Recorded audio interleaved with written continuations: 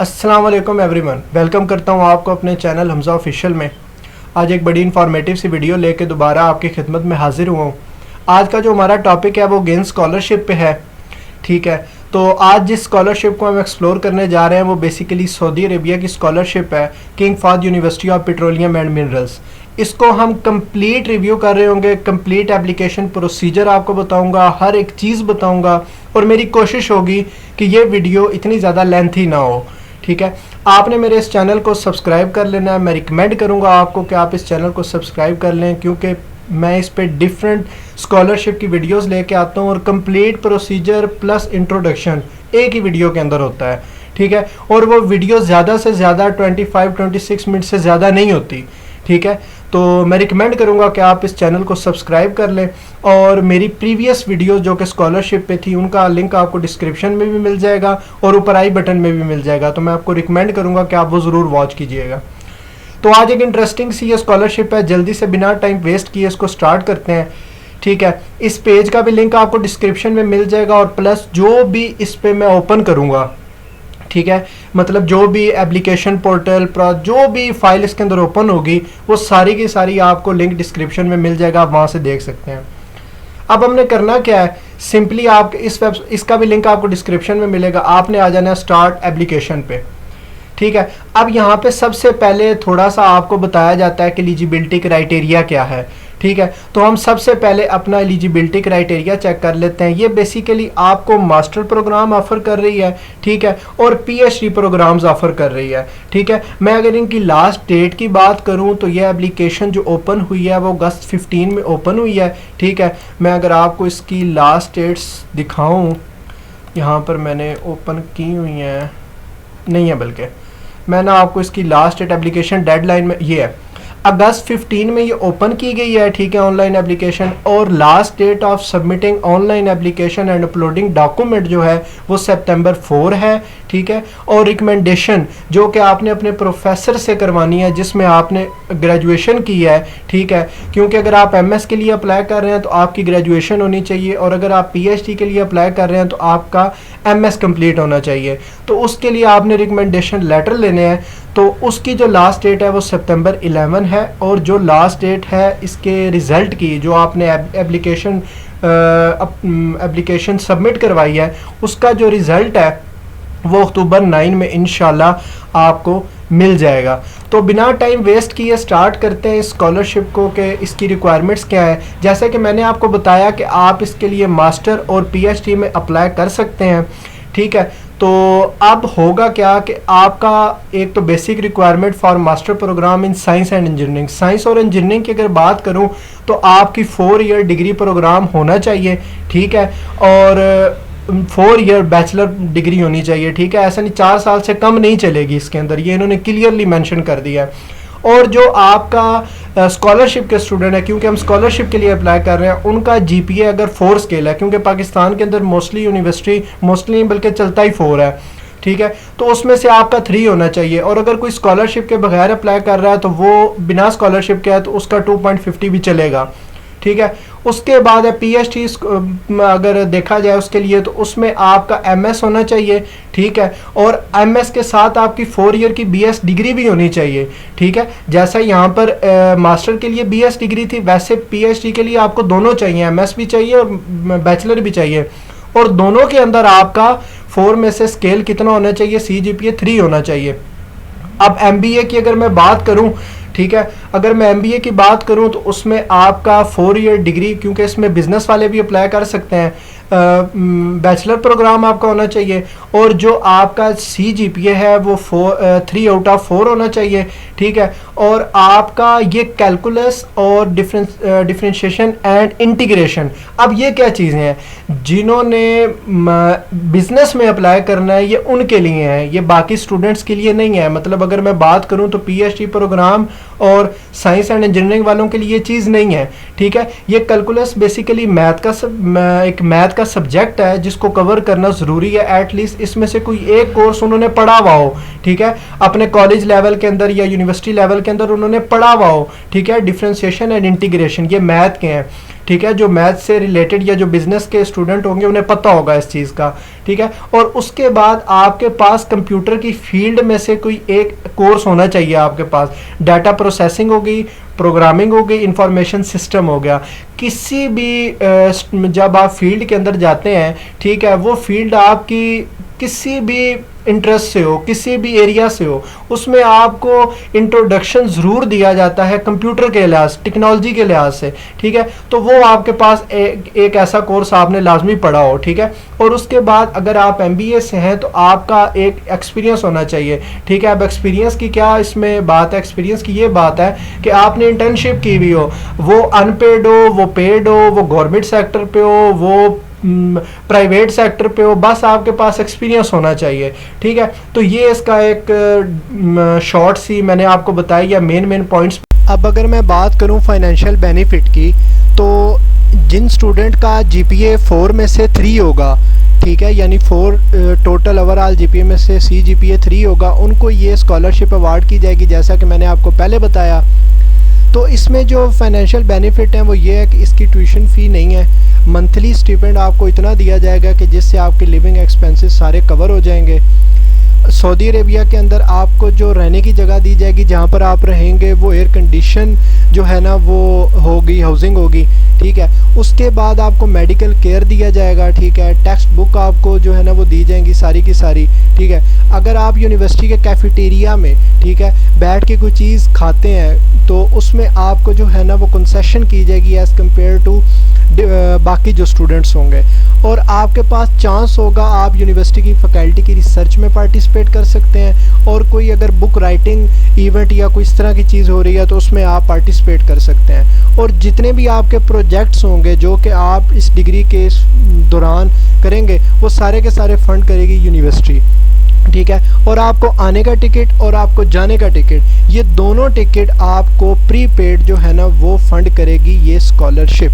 तो ये बेसिकली इसकी जो है ना फाइनेंशियल बेनिफिट है। अब इसको जो है ना वो आगे प्रोसीड करते हैं। उसके बाद अगर मैं मिनिमम रिक्वायरमेंट्स की बात करूं तो मिनिमम रिक्वायरमेंट्स ये हैं, ठीक है, कि आपके पास जो है ना आपने एक तो BS के लिए अप्लाई कर रहे हैं या MS के लिए अप्लाई कर रहे हैं, आपको रिकमेंडर लाजमी चाहिए। अब रिकमेंडर क्या चीज़ होती है, रिकमेंडर ये चीज़ होती है कि जो है BS का MS मास्टर और PhD के लिए स्कॉलरशिप है, तो मास्टर और PhD के लिए अगर आप अप्लाई कर रहे हैं तो आपको रिकमेंडर लाजमी चाहिए। सॉरी, मैं BS का वर्ड यूज़ कर रहा था।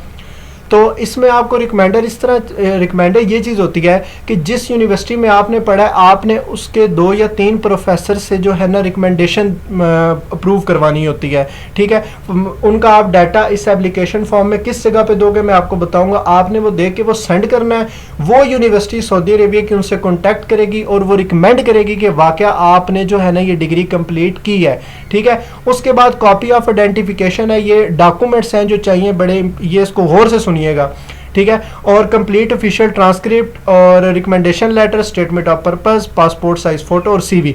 मैं 1 बाय 1 आपको बताता हूँ। अब कॉपी ऑफ आइडेंटिफिकेशन क्या है, अगर तो आप सऊदी अरेबिया के रहने वाले हैं तो आपके पास उनका ID कार्ड होना चाहिए।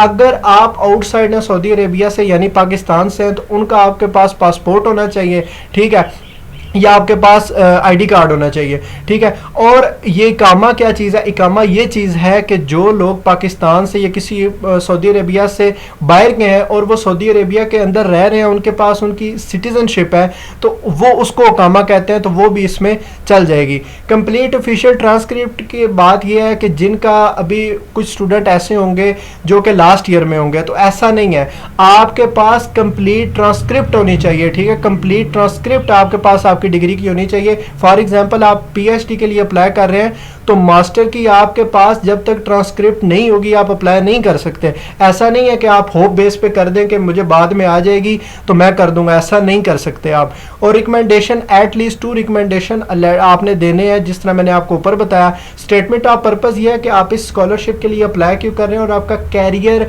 जो है ना, कैरियर के अंदर आपके क्या है, मोटिव्स क्या हैं, उन चीज़ों को आपने बताना है, ठीक है। पासपोर्ट साइज फोटो है और CV आपने बना के भेजनी है।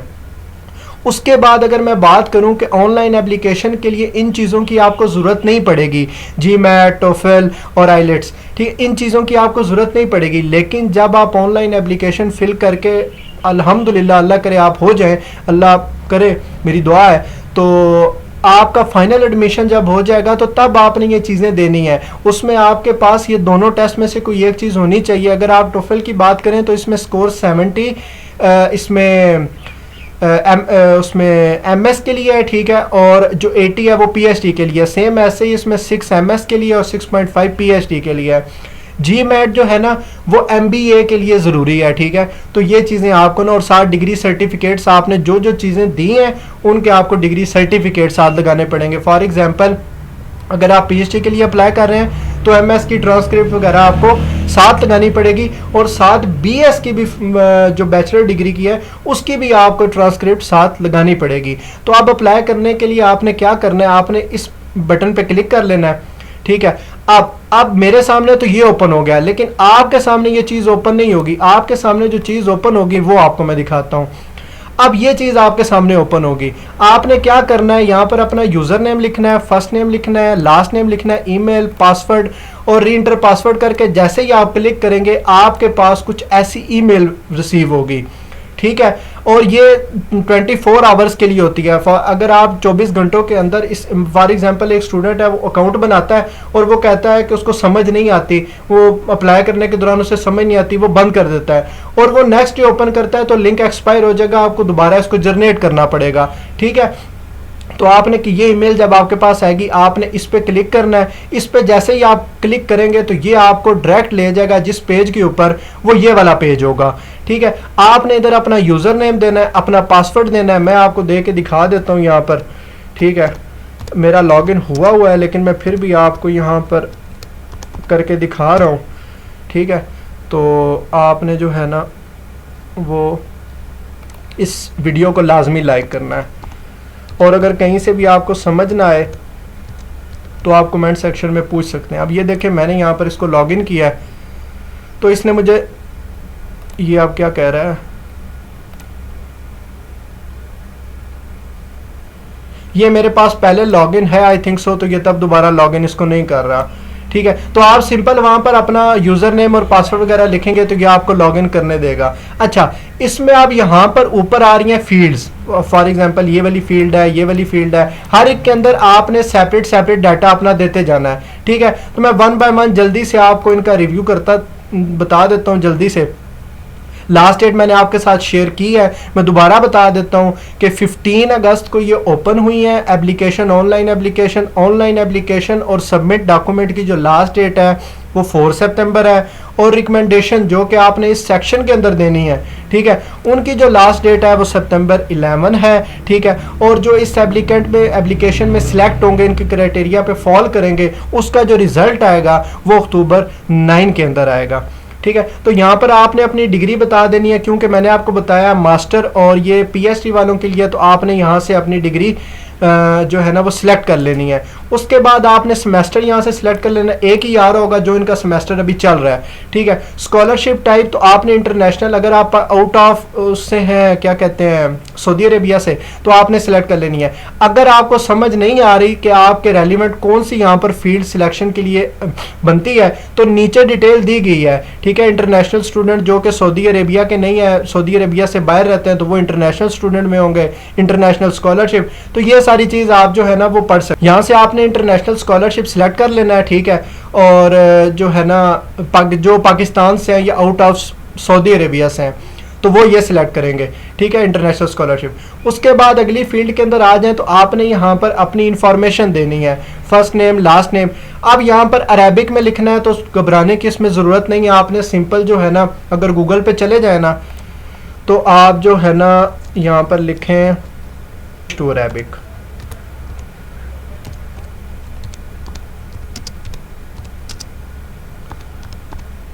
ये आप देखें, मैं अगर आपको दिखाऊं तो यहाँ पर अब आप अगर लिखें ना,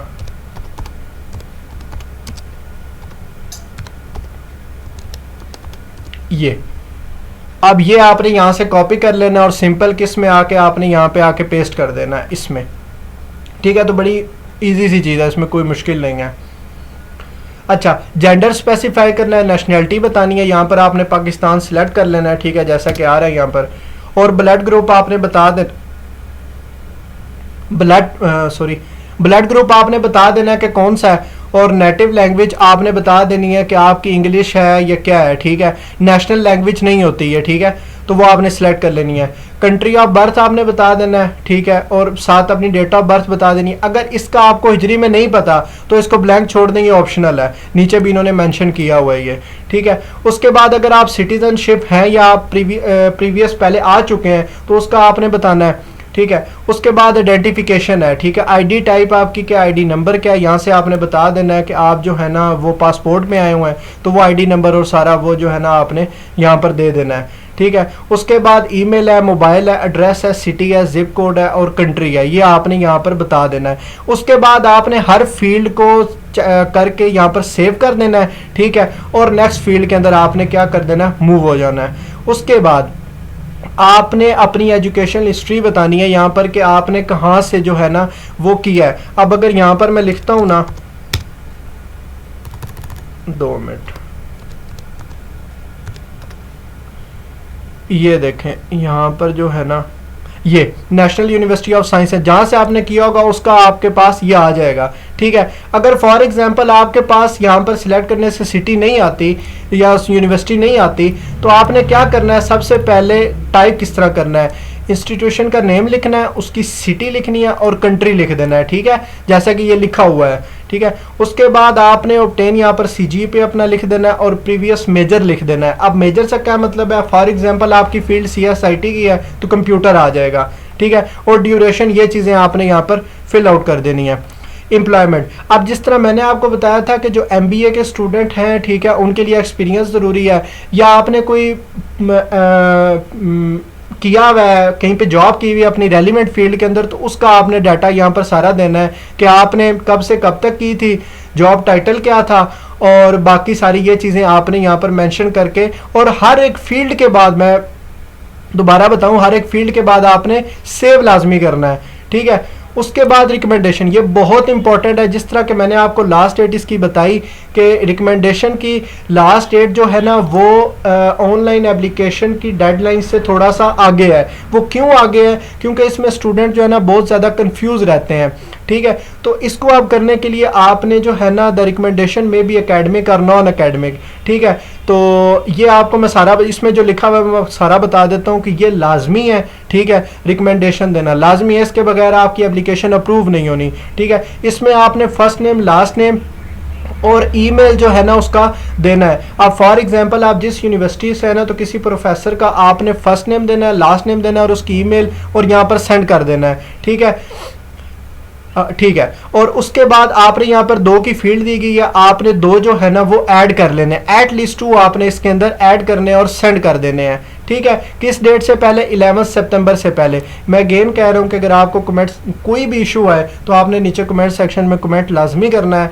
आपने प्रीवियस वीडियोस के देखा होगा कमेंट सेक्शन के अंदर कि मैं जो है ना सून एज पॉसिबल रिप्लाई कर देता हूँ, और अगर वीडियो पसंद आ रही है तो आपने लाजमी इसको लाइक करना है। आप इस एप्लीकेशन को ट्रैक भी कर सकते हैं आके आपकी ये अप्रूव हुई है कि नहीं हुई, ठीक है। अब एक स्टूडेंट ने सेंड कर दिया है, ठीक है, तो वो चेक कैसे करेगा कि जो प्रोफेसर ने, क्योंकि मैंने तो उसका डाटा यहाँ पर दे दिया है, प्रोफेसर ने उस चीज़ को वेरीफाई किया है कि नहीं किया, तो उसको चेक करने के लिए आपने इसके जो मेन पेज है, ठीक है, मैं अगर इसको ओपन करूँ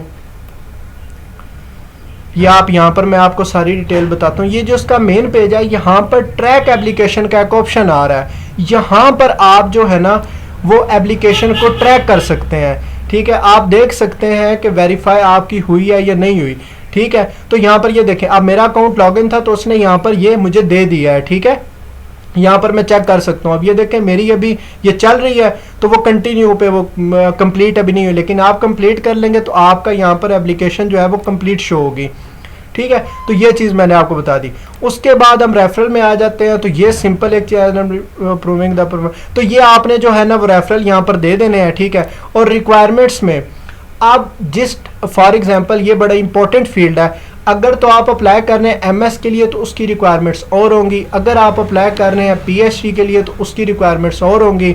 एमएस के लिए अप्लाई करेंगे तो आपने सिर्फ बैचलर का डाटा देना है, ठीक है, बैचलर की ट्रांसक्रिप्ट देनी है, ठीक है। अगर आप अप्लाई करते हैं पीएचडी के लिए तो दो चीज़ें हो जाएंगी, आपको बैचलर का भी देना पड़ेगा, आपको एमएस का भी देना पड़ेगा। तो उस लिहाज से तो ये जो चीज़ें आपके पास हाईलाइट हुई होंगी ये चीज़ें आपने देनी है।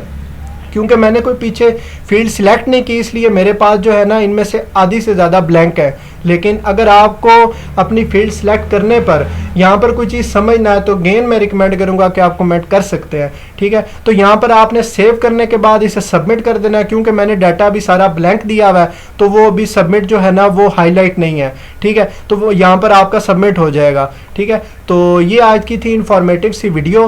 तो मैं रिकमेंड करूँगा कि आप हमारे इस चैनल को सब्सक्राइब कर दें। हाँ, एक चीज़ मैं इसमें से स्किप कर गया हूँ, मैं आपको ये बताना भूल गया हूँ कि इसके अंदर फील्ड कौन कौन सी हैं, आप किस किस फील्ड में अप्लाई कर सकते हैं, ठीक है। आप ये देखें यहाँ पर इंजीनियरिंग की फील्ड्स हैं, ठीक है, बिजनेस की फील्ड्स हैं, केमिकल इंजीनियरिंग है, तो ये सारी फील्ड्स जो है ना इसका भी लिंक आपको डिस्क्रिप्शन में मिल जाएगा। तो इस चीज़ को भी आप जो है ना देख सकते हैं कि आप कौन कौन सी फील्ड है जिसके अंदर आप अप्लाई कर सकते हैं, ठीक है। तो ये इन्फॉर्मेटिव सी वीडियो थी, मेरी बड़ी कोशिश थी कि मैं इसको जल्द जितना शॉर्ट जो है ना टाइम पीरियड में मैं इसको आपको बता सकूं।